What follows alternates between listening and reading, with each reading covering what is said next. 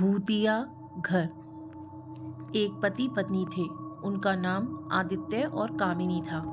उन्होंने पुराने गांव के घर में रहने का फैसला किया। यह घर बेहद पुराना था और इसके बारे में कहा जाता था कि इतने सालों में इस घर को कोई नहीं खरीद सका। यह घर हॉन्टेड था, पर उन दोनों को इसके बारे में कुछ नहीं पता था। पहले दिन जब वो घर पहुंचे तो माहौल अजीब था। चारों तरफ घना कोहरा और सूखे हुए पेड़ थे। कामिनी के चेहरे पर बेचैनी साफ दिख रही थी, लेकिन आदित्य ने उसे तसल्ली दी। उन्होंने घर की सफाई की और रात में अपने कमरे में आराम करने चले गए। रात भर दोनों को बेचैनी रही और नींद नहीं आई। अजीब अजीब सी आवाजें सुनाई दे रही थीं।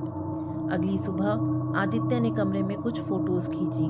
जब उन्होंने फोटोज देखी तो उन्हें अपनी फोटो के पीछे एक साया सा नजर आ रहा था। कामिनी डर गई, पर आदित्य बीच में ही उसकी बात ना सुनते हुए बोला, शायद कैमरे में कुछ खराबी आ गई है, इसे सही करवा लाऊंगा। लेकिन रात होते ही अजीब अजीब चीजें होने लगी। घर की दीवारों और दरवाजों से खटखटाने की आवाज आने लगी। कामिनी बहुत डर गई और आदित्य से बोली, मुझे लगता है हमें यह घर आज के आज खाली कर देना चाहिए। आदित्य बोला, ऐसे कैसे? चलो एक रात और, अगर आज भी कुछ अजीब होता है तो सुबह होते ही हम यहाँ से चले जाएंगे। अगली रात कामिनी ने घर के तहखाने से आती कुछ अजीब आवाजें सुनी। वह लालटेन लेकर नीचे गई। वहां उसने देखा कि दीवारों पर खून के धब्बे थे और पुराने सामान के बीच एक ताला लगा हुआ दरवाजा था। कामिनी यह सब देखकर बहुत डर गई और जल्दी से आदित्य को तहखाने बुलाकर लाई और सब बताया। उन दोनों ने दरवाज़ा तोड़ने का फैसला किया। दरवाज़ा तोड़ते ही उन्हें ज़मीन पर पड़ी हुई एक पुरानी डायरी मिली। डायरी में लिखा था कि इस घर में पहले एक पति पत्नी रहते थे।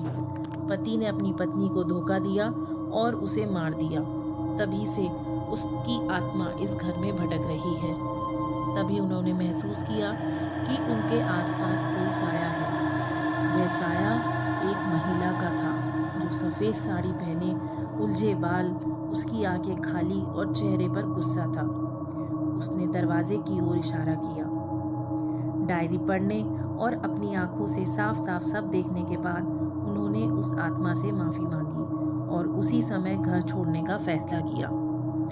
जब वो बाहर निकल रहे थे तो उन्होंने खिड़की से देखा कि आत्मा उन्हें देख रही है, लेकिन इस बार आत्मा की आंखों में गुस्सा नहीं बल्कि शांति थी।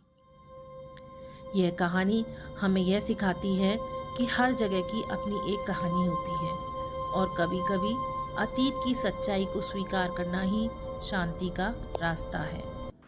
तो फ्रेंड्स, ऐसी ही मज़ेदार हॉरर स्टोरीज जानने और सुनने के लिए जल्दी से मेरे चैनल को लाइक, कमेंट, शेयर और सब्सक्राइब कीजिए, जिससे आपको मेरी लेटेस्ट वीडियोस का अपडेट मिलता रहे।